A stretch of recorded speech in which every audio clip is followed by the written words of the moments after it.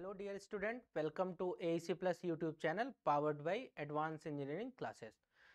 तो IQ series के अंतर्गत आज मेजरमेंट का मैं आपके सामने कौन सा सेशन होगा हमारा, पहले हमने बात की थी उस पर, आज ये होगा हमारा चौथा सेशन यानी फोर्थ सेशन, जिसमें मैं आपसे बात करूंगा पावर मेजरमेंट की। जिसमें मैं आपसे बात करूंगा पावर एंड एनर्जी मेजरमेंट की। ये एक ऐसा टॉपिक है जिससे बहुत ज़्यादा सवाल पूछे जाते हैं, ना केवल आपके एग्जाम में बल्कि हर तरीके के एग्जाम में। अगर जहां भी मेजरमेंट आता है तो इस वाले टॉपिक से खूब सारे सवाल पूछे जाते हैं, खासकर वॉट मीटर पे। उससे पहले मान लीजिए कि आपको हमारा ऑफलाइन सेंटर ज्वाइन करना है जेई एसएससी जेईई की प्रिपरेशन के लिए। तो कहाँ पे सिचुएटेड है ये सिचुएटेड है भोपाल में। ये हमारी लोकेशन है, ये हमारे टीम का नंबर है जिस पे आप बात करके और डिटेल ले सकते हैं। सिविल, मैकेनिकल, इलेक्ट्रिकल तीनों ब्रांचेस में हिंदी एवं अंग्रेजी माध्यम में कोर्सेस अवेलेबल हैं हमारे पास। अब अगर आप चाहते हैं कि ऑफलाइन मान लीजिए किसी कारणवश नहीं पढ़ पाते तो उसके लिए हमारे पास क्या अवेलेबल है, ये रहा एईसी का बहुत ही शानदार ऐप। आप उसको डाउनलोड कर सकते हैं, जहां पे आपको लाइव बैचेस देखने को मिलेंगे। साथ में आपको क्या मिलेगा, साथ में देखने को मिलेंगे recorded courses, exam oriented test series, revision courses और साथ में फ्री स्टडी मटेरियल भी। अब अगर देखिए कि अगर आपके पास iOS है तो आप क्या कर सकते हैं, इस वाले QR कोड को डाउनलोड कर सकते हैं स्कैन करके। अगर आप एंड्रॉयड यूजर है तो आप इस वाले QR कोड का इस्तेमाल कर सकते हैं। तो अभी तक के मेजरमेंट के सीरीज में हमने एरर कवर कर ली, इसके बाद करंट एंड वोल्टेज मेजरमेंट के मैंने 2 सेशंस ले लिए। अब आज मैं जिस टॉपिक पे बात करने वाला हूं वो है एनर्जी एंड पावर मेजरमेंट। इससे आपके एग्जाम में कई सारे सवाल पूछे गए हैं। इसमें बेसिकली हमको 2 चीजों पे फोकस करना होता है। इसमें इसके 2 खास टॉपिक हैं।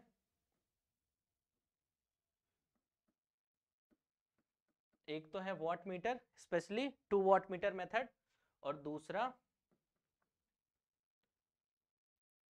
Energy meter.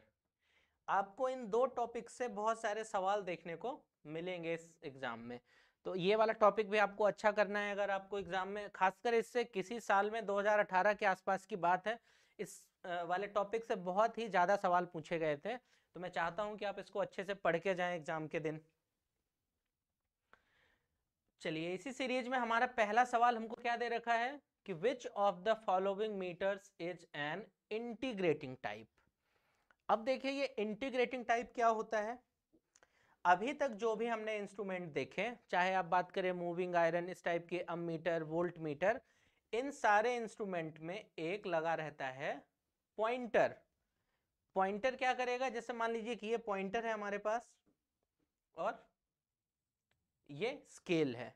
तो ये पॉइंटर क्या करेगा, ये पॉइंटर हमको बताएगा कि मान लीजिए यहाँ पे ये 10 रीडिंग आ रही है, यहाँ पे ये 15 रीडिंग आ रही है। अगर किसी ने लेबोरेटरी वगैरह में देखा होगा तो अमीटर, वोल्ट मीटर और साथ में वॉट मीटर कैसे रखे होते हैं, वहां पे एक पॉइंटर लगा है, जो भी आपको रीडिंग होगी पॉइंटर उस डायरेक्शन में जाके आपको रीडिंग दे देगा। इंटीग्रेट का मतलब क्या हुआ कि छोटा छोटा पार्ट ले और साथ में उसको ऐड कर दे। तो अगर मान लीजिए कि घर में किसी ने देखा होगा, हमारे यहाँ सबके यहाँ पुराने जमाने में बिजली के मीटर्स लगे हुए रहते थे, तो उसमें आपने देखा होगा इस टाइप के उसका स्केल रहता है, जहां पे ये सर्कुलर फॉर्म में इस टाइप के नंबर्स लिखे रहते हैं एक। तो ऐसे वो घूमता रहता है कि घूम के 4 है, 5 है। तो वो लास्ट में बिजली वाला आता है, वो क्या कहता है कि इस महीने का कंजम्पशन हुआ 120 यूनिट। तो ये जो 120 यूनिट हुआ, ये कितने हैं, 1 मंथ की रीडिंग है। धीरे धीरे क्या हुआ कि पहले दिन मान लीजिए 2 यूनिट हुआ, दूसरे दिन 3 यूनिट, इस तरह से ये सब कुछ ऐड होके लास्ट में हमको पता चलेगा कि हमारा बिजली का बिल 120 यूनिट आया है। तो ये हो गया इंटीग्रेटिंग टाइप इंस्ट्रूमेंट का मतलब, जो क्या होता है एनर्जी मीटर, यानी जो हम अपने घरों में इस्तेमाल करते हैं उसको क्या बोलते हैं, ये इंटीग्रेटिंग कैटेगरी का इंस्ट्रूमेंट है हमारा। बाकी सारे किस टाइप के हैं, इंडिकेटिंग टाइप। बाकी सारे ये जितने हैं ये किस टाइप के हैं, ये हैं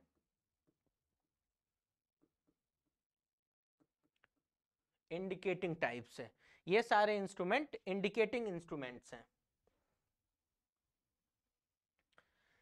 चलिए इस सीरीज में आज दूसरे क्वेश्चन पे आते हैं, ध्यान से देखिए दूसरा। ये दूसरा आपको बेसिक पावर की कैलकुलेशन पे है, इसको आप चाहे तो नेटवर्क से भी कर सकते हैं, कोई बड़ी बात नहीं है इसमें।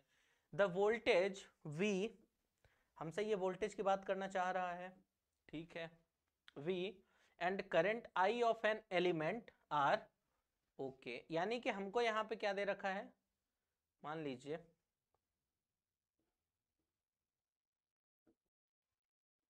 कि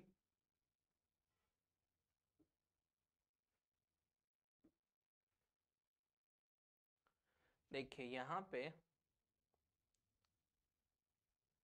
ये क्या कर रखा है, हमको एक एलिमेंट दे रखा है,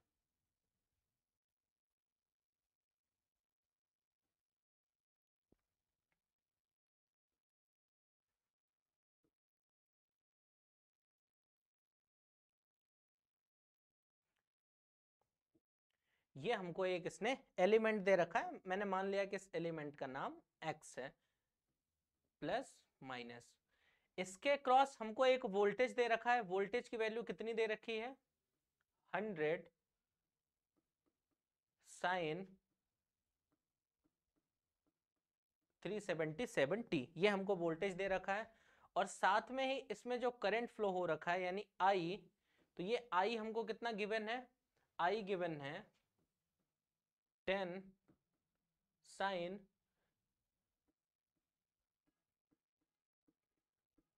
प्लस एंगल में 30 डिग्री, ये वोल्टेज और करंट हमको गिवन है। तो हमसे पूछा है कि इसमें हमसे क्या पूछा है कि पावर क्या होगी, यानी कि यहां पे हमको बतानी है पावर, पावर के बारे में ये हमसे बात करना चाह रहा है। तो चलिए देखते हैं पावर क्या होती है बेसिकली किसी भी सिंगल फेज एसी सर्किट में, P equal to V R M S,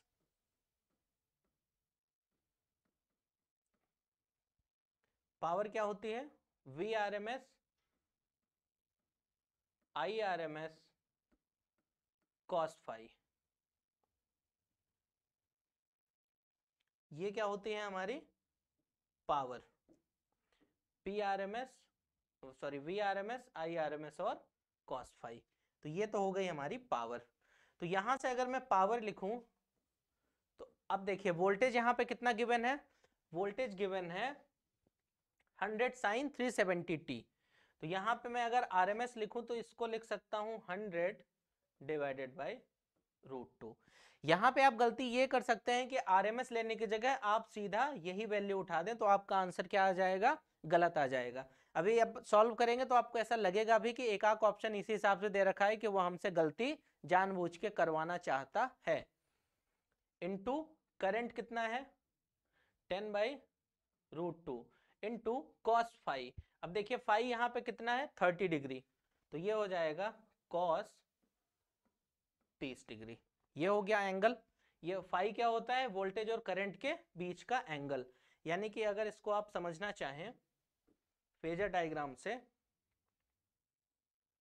तो ये हमारा वोल्टेज है और करंट 30 डिग्री लीड कर रहा है, तो ये हमारा करंट आई है और ये फाई इक्वल टू कितना है 30 डिग्री, ये आप इसको फेजर डायग्राम से भी समझ सकते हैं। तो यहाँ पे इसकी वैल्यू P इक्वल टू, अभी देखिए 100 दाम 1000 और √2 इंटू √2 कितना हो जाएगा 2, यानी 500, 500 और साथ में ये कितना cos 30, cos 30 मतलब कितना √3/2 यानी कि 0.8666। अब यहाँ से P की वैल्यू कितनी आ जाएगी 0 0, और ये है तो कितना हो जाएगा यहाँ से 5 × 40, यानी कि ये आ जाएगा 433 वॉट वाला, यहाँ से ये निकल के कितना आ जाएगा 433 वॉट। कौन सा ऑप्शन हो जाएगा, ये वाला, डी इसका ऑप्शन क्या हो जाएगा करेक्ट। अब अगर मान लीजिए कि अगर कोई यहाँ पे कौन सी वैल्यू ले लेता, अगर मान लीजिए कोई यहाँ पे कौन सी वैल्यू ले लेता, ये वाली वैल्यू ले लेता, तब इसका आंसर यहाँ पे क्या हो जाता, उसका गलत आ जाता। यहाँ पे हालांकि गलत ऑप्शन दे नहीं रखा है, मैं होता तो एक ऑप्शन यहाँ पे 833 का भी देता। तो चलिए यहां से इसका आंसर हमारा आ गया डी ऑप्शन, ये इसका करेक्ट आंसर हो जाएगा इस वाले सवाल का। चलिए बढ़ते हैं अगले सवाल की ओर। देखिए अगला सवाल क्या है, the ratio of the reading of 2 watt meters. अब देखिए ये वाला जो सवाल है 2 वॉट मीटर मेथड का, ये मानिए कि अगर मेजरमेंट का हर तीसरा सवाल किसी भी एग्जाम में अगर आया हुआ है तो वो पूछा गया है 2 वॉट मीटर मेथड से। बात आप लोग समझ पा रहे हैं हमारे लिए कितना ज्यादा इंपॉर्टेंट है। हमसे पूछा है कि the power factor of the load, अगर उनके रीडिंग का रेशियो 2:1 है। अब देखिए सवाल को करने का मेरा जो अप्रोच है वो क्या रहेगा, चलिए देखते हैं। इसमें हम जानते हैं कि जो W1 की रीडिंग होती है, यानी कि जो वॉट मीटर 1 रीड करता है, वो क्या होता है, VL IL cos phi cos phi plus 30, ये होता है। इसके बाद जो हमारा W2 रीड करता है वो VL IL cos phi minus 30 degree. तो यहां से हमको एक बात ये पता चल रही है कि ये cos phi प्लस 30 है। अगर cos की वैल्यू ज्यादा है तो यानी कि ये जो W2 रीडिंग है नॉर्मली वो W1 से ज्यादा होती है, यानी कि हम ऐसा मान सकते हैं कि W2 is greater than W1 इस वाले मेथड में। इसको अगर आपको याद रखेंगे तो सवाल आसानी से सॉल्व हो जाते हैं। यानी जो कम वाली रीडिंग है वो किसकी होगी, वो होगी W1 की, जो ज्यादा वाली रीडिंग है वो किसकी होगी, W2 की होगी। अब हमको कह रखा है कि उनका रेशियो 2:1 है, यानी कि ये हमको यहाँ पे गिवन है। अगर मैं यहाँ लिख दूं गिवन, तो गिवन क्या है, हमको यहाँ पे गिवन है कि W2/W1 इक्वल टू 2, ये हमको गिवन है यहाँ पे। तो पावर फैक्टर पूछा है।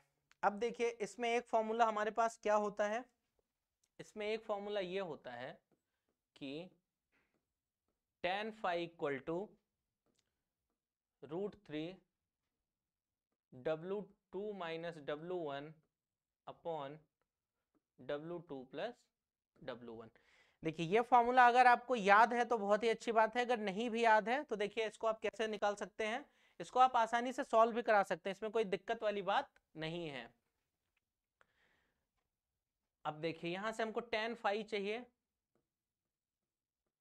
तो ये √3, देखिए W2 माइनस W1। अब रेशियो, चूंकि रेशियो की बात करना चाह रहा है हमसे ये, तो W2 अगर हमारा 2 है तो W1 कितना है, 1 दे रखा है। तो चलिए अगर यहाँ पे मैं वैल्यू पुट कर दूं, तो अगर W2 2 है तो W1 1 है, अगर W2 2 है तो W1 1 है। ये अगर रेशियो दे रखा है इसलिए मैं ऐसा इस्तेमाल कर पा रहा हूं, अगर एग्जैक्ट वैल्यू होती तो हम लोग एग्जैक्ट वैल्यू को यहाँ पे मेंशन करते हैं। तो यहाँ से tan phi इक्वल टू कितना आ जाएगा, ये √3, इसको देखेंगे तो 2 माइनस 1 भागे ये कितना, रूट नहीं आएगा, ये आ जाएगा 3, यानी tan phi की वैल्यू यहां से कितनी निकल के आ रही है, यानी जो भी हमारे tan phi की वैल्यू है वो यहां पे आ रही है ये √3 1/√3। अगर tan phi हमारा 1/√3 है तो यानी कि इसका ये मतलब हुआ कि phi कितना हो जाएगा हमारा, phi हो जाएगा हमारा 30 डिग्री। बात समझ पा रहे हैं आप लोग, phi कितना हो जाएगा हमारा, यहां से phi निकल के आ जाएगा हमारा 30 डिग्री, phi की वैल्यू हो जाएगी 30 डिग्री। तो यानी तब उस केस में पावर फैक्टर आपका कितना हो जाएगा, पावर फैक्टर हो जाएगा cos ऑफ 30 डिग्री, यानी पावर फैक्टर निकल के आ जाएगा cos 30 माने √3/2 या 0.866। अब देखिए phi हमारा किस में आया है, phi हमारा आया है 30 डिग्री, तो यहां से पावर फैक्टर इसका क्या हो जाएगा 0.866, इसका आंसर हो जाएगा। चलिए इसको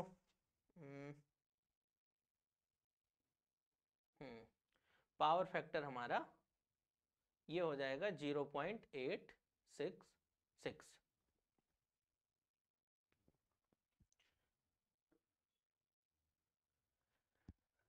चलिए इसके बाद यानी कि कौन सा ऑप्शन हम यहाँ पे टिक कर सकते हैं। अब देखिए ये क्या कह रहा है कि फाई हमारा यहाँ पे 30 डिग्री हो गया, ठीक है, यानी कि ये maximum rating, okay no issue. कौन सा ऑप्शन होगा यहाँ पे 0.866 लैग, 0.866 लैग। अब देखिए ये वाला जो भी हमारा फॉर्मूला डिराइव होता है ये मान के चला जाता है कि नॉर्मली लोड हमारे लैगिंग है। अगर ये लैगिंग लोड के लिए डिफाइन है तो अगर बाय डिफॉल्ट वही आ जाए, यानी कि हमने माना कि लोड हमारा लैगिंग था और हमको एंगल वैसा पॉजिटिव भी मिल रहा है, यानी कि ये लैगिंग के लिए डिफाइन था, तो यहां से इसका आंसर आप लगा देंगे 0.866 लैग। बात समझ में आई। ये वाला जो रिजल्ट था ये ऑलरेडी ये मान के चल रहा था कि यहाँ पे जो हमारा लोड है वो कैसा है, लैगिंग नेचर का है। चलिए अब अगले सवाल की ओर बढ़ते हैं। ये हो गया हमारा। इस सवाल को आप अच्छे ध्यान से देखिएगा, ये कई सारे सवाल एग्जाम में पूछे जाते हैं, तो इस वाले कॉन्सेप्ट को आप अच्छे से नोट करके रखिएगा। चलिए इसके बाद क्रीपिंग। अब देखिए क्रीपिंग का क्या मतलब होता है, ये हमसे बात कर रहे हैं क्रीपिंग एरर की। क्रीपिंग का ये मतलब होता है in single phase induction type energy meter में बी ड्यू टू। देखिए क्रीपिंग का यह मतलब होता है कि जैसे पुराने जमाने में जो एनर्जी मीटर हुआ करते थे उसमें एक डिस्क लगी होती थी, यानी कि इस टाइप की। अगर मैं बात करूं आपको, मैं और क्लियर दिखाऊं,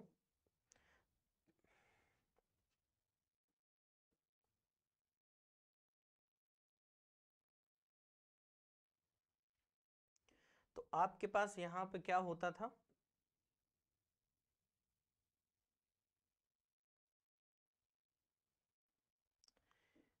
आपके पास यहां पे एक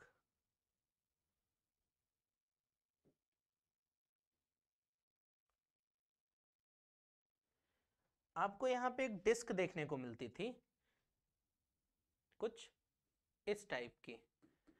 तो ये डिस्क क्या होती थी, जैसे ही मान लीजिए आपका लोड एक्टिव है तो ये डिस्क रोटेट करती थी और नंबर ऑफ रोटेशन क्या होते थे, काउंट हुआ करते थे।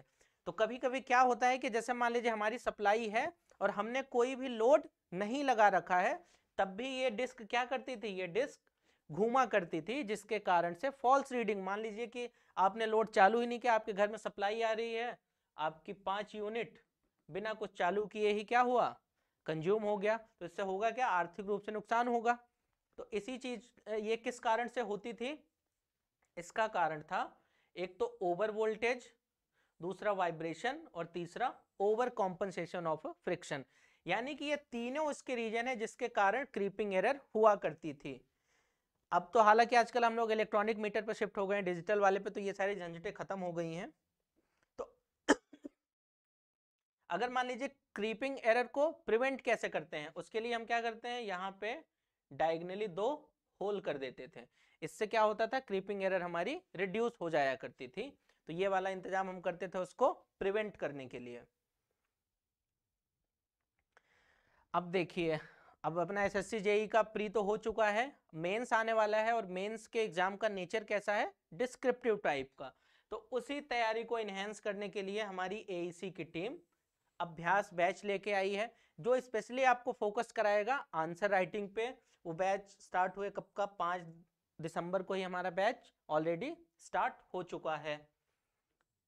आप चाहें तो इसको अवेल कर सकते हैं। इस बैच को अगर आप अवेल करेंगे तो आपको साथ में मिलेगी कॉम्प्लीमेंट्री टेस्ट सीरीज, जिसमें आपको 10 मॉक टेस्ट देखने को मिलेंगे।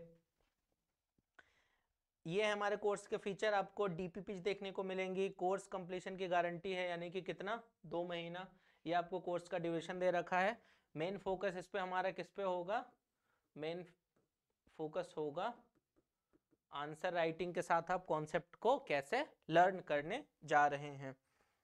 अब मान लीजिए कोई ऐसा विद्यार्थी है जो चाहता है कि मैं नहीं भाई साहब मैं तो पूरा कोर्स परचेस ही नहीं करूंगा, तो उसके लिए हमारे पास केवल टेस्ट सीरीज भी अवेलेबल है, जो कि कब से स्टार्ट है, 25 तारीख से सिविल, इलेक्ट्रिक और मैकेनिकल तीनों ब्रांचेस में आप उसको अवेल कर सकते हैं। ये टेस्ट सीरीज के क्या है, सैलिएंट फीचर्स हैं। चलिए अगले सवाल पे बढ़ते हैं, सीरीज को आगे बढ़ाते हैं। अगला सवाल हमारा क्या गिवन है हमको, अगला सवाल गिवन है कि in an energy meter which coil carries the current proportional to the supply voltage. अब देखिए जो भी हमारे सप्लाई वोल्टेज के प्रोपोर्शनल लगती है कॉइल, उसको हम बोलते हैं प्रेशर कॉइल। कौन सी कॉइल है हमारी, ये प्रेशर कॉइल, या इसको कहीं कहीं पोटेंशियल कॉइल भी पढ़ा जाता है। तो ये प्रेशर कॉइल क्या होती है, जैसे मान लीजिए कि ये है हमारी प्रेशर कॉइल और ये क्या है, सप्लाई है। तो ये सप्लाई के अक्रॉस कनेक्टेड होती है। तो यहां से जो करंट होगा वो किस पे डिपेंड करेगा, वो डिपेंड करेगा सप्लाई पे। तो यही बात ये हमसे पूछना चाह रहा है। तो इसका आंसर क्या हो जाएगा, इसका आंसर हो जाएगा प्रेशर कॉइल।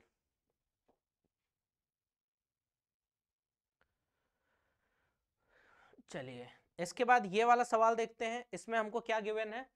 इस सवाल को मैं एक अच्छे सवाल की कैटेगरी में रखूंगा।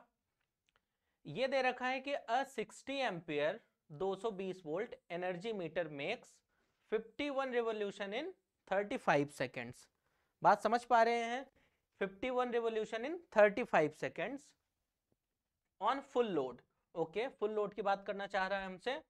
Calculate the percentage error if metre constant. अब देखिए इस सवाल को करने के कई सारे तरीके हैं। आप चाहे तो एरर की वैल्यू किसके टर्म में निकाल सकते हैं, मीटर कांस्टेंट के टर्म में, या आप चाहें तो एरर की वैल्यू रिवॉल्यूशन में निकाल सकते हैं, या आप चाहें तो एरर की वैल्यू पावर के टर्म में निकाल सकते हैं।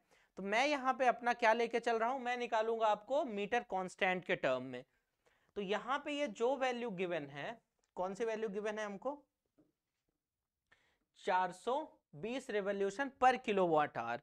ये क्या है हमारा, ये है ट्रू मीटर कांस्टेंट। तो मैं इसको क्या कह रहा हूं कि एम टी, यानी कि M for meter constant and T for true.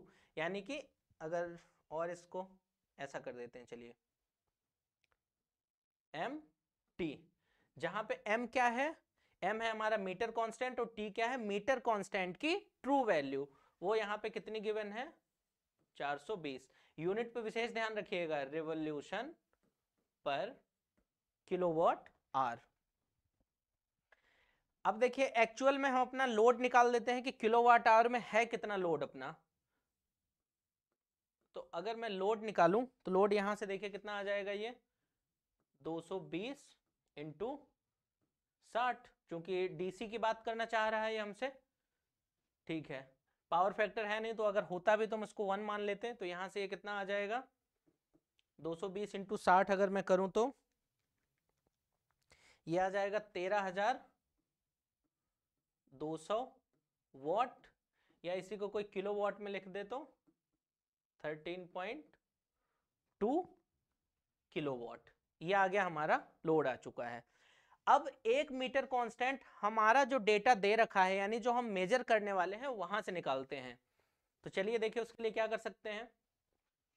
देखिए जो मीटर है वो 35 सेकंड में कितना घूम रहा है, मीटर हमारा 35 सेकंड में घूम रहा है 51 रिवॉल्यूशन, यानी 35 सेकंड में वो ले रहा है 51 रिवॉल्यूशन।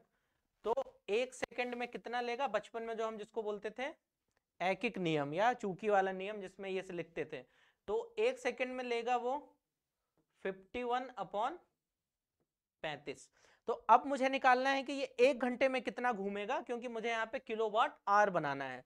तो एक घंटे में कितना घूमेगा, एक घंटे में कितने सेकंड होते हैं, 3600 सेकंड, यानी कि ये 1 आवर में कितना घूमेगा, 1 आवर में ये घूमेगा 51/35 इंटू 3600। तो एक आवर में अगर मैं रिवॉल्यूशन निकालूं तो आ जाएगा 51/35 इंटू 3600, ये आ जाएगा 5247.714। ये एक घंटे में इतना रिवॉल्यूशन ले रहा है। बात आप लोग समझ पा रहे हैं यहां मैं एक घंटे में क्यों निकाल रहा हूं, एक घंटे में ये इतना रिवॉल्यूशन ले पा रहा है। तो चलिए मीटर कांस्टेंट क्या हो जाएगा तब यहां से, अब ध्यान रखिए मैं निकालने जा रहा हूं मीटर कांस्टेंट कब, मेजर्ड वैल्यू का। ये वाला जो मीटर कांस्टेंट था ये तो हमको क्या दे रखा है, ये हमको दे रखा है मीटर कांस्टेंट की ट्रू वैल्यू, ये मीटर कांस्टेंट की ट्रू वैल्यू दे रखा है यहाँ पे। अब मैं निकालने जा रहा हूं मीटर कांस्टेंट की कौन सी वैल्यू, अब मैं निकालने जा रहा हूं मीटर कांस्टेंट की मेजर्ड वैल्यू। वो क्या होती है, रिवोल्यूशन। यहाँ पे हमारा रिवोल्यूशन कितना है, ये है 5247.7, 5247.714 डिवाइडेड बाय, हमको लोड लिखना है या पावर लिखना है किसमें, एनर्जी किलोवाट आवर में, तो कितना था 13.2। घंटा एक ले रहे हैं यहाँ पे, तो एक आर वहां एक आर यहाँ पे हमने ले लिया, तो ये हो गया। तो यहाँ से m हमारा कितना आ चुका है, अगर इसको अपन कैलकुलेट करें तो ये आ जाएगा 5247.714 भागे 13.2, ये आ चुका है 397.55। ये वाला जो मीटर कांस्टेंट है ये हमारा मेजर्ड वैल्यू है, यानी जो पहले 420 गिवन था वो एक आइडियल है, ये वाला हमारा मेजर्ड है। तो ये हमारा ये आ चुका है। अब अगर मैं एरर की बात करूं तो एरर क्या होगी, अगर मैं बात करूं एरर की, तो जो एरर होगी वो होगी measured value minus true value upon true value, ये एरर होगी, measured value minus true value upon true value. अगर मैं यहां पे वैल्यू पुट करूं तो देखिए मेजर्ड वैल्यू हमारी कितनी है 397.55, ट्रू वैल्यू हमारी कितनी थी 420 डिवाइडेड बाय 420 इंटू 100%, क्योंकि आंसर हमसे किस में पूछा है, परसेंटेज में। तो अगर मैं इसको सॉल्व करता हूं तो यहां से ये कितना आ जाएगा -420 डिवाइड बाय 420, 5.34। तो अगर मैं यहां से इसको डिवाइड करूं तो जो हमारी एरर आ रही है वो आ रही है -5.34%। इस एरर का क्या मतलब हुआ, ये नेगेटिव साइन यहाँ ये बता रहा है कि हमारा जो डिस्क है या जो भी हमारी डिस्क है वो स्लो चल रही है, यानी कि अगर बिजली 10 यूनिट आ रही है तो ये रीडर बता रहा है कि बिजली हमारी 10 यूनिट ही आई है, यानी हमारे ये 400 रुपये हो सकता है बचा ले अगर हमने इस टाइप का मीटर घर में लगा लिया तो ये इसका आंसर, नियरेस्ट आंसर क्या हमको मेंशन है 5.13, ये इसका हो जाएगा करेक्ट आंसर। अगर इसमें मान लीजिए पूछा होता माइनस साइन के साथ वाला तो आप इसका आंसर टिक करते माइनस वाला, क्यों, क्योंकि जो हमारी एरर आई है वो नेगेटिव में आएगी, बट चूंकि उसमें ऑप्शन में मैग्नीट्यूड की बात करना चाह रहा है इसलिए यहां पे केवल मैग्नीट्यूड होगा। चलिए, तो ये आज मैंने मेजरमेंट ऑफ पावर और एनर्जी पे एक सेशन लिया जिसमें आई होप, मुझे उम्मीद है कि आप लोगों को समझ में आया होगा। अगर ऐसे ही आप किसी और टॉपिक पे वीडियो चाहते हैं तो आप हमको बता सकते हैं। डाउट डिस्कशन के लिए ये हमारा है टेलीग्राम ग्रुप जहां पे आप आके अपने डाउट पूछ सकते हैं। चलिए, इस सेशन में बने रहने के लिए आपका धन्यवाद। हमारे चैनल को लाइक करिए, शेयर करिए, सब्सक्राइब करिए, एवं अगर आपको इंस्टेंट नोटिफिकेशन चाहिए तो आप उसके लिए बेल आइकॉन को प्रेस करके रखिए। धन्यवाद।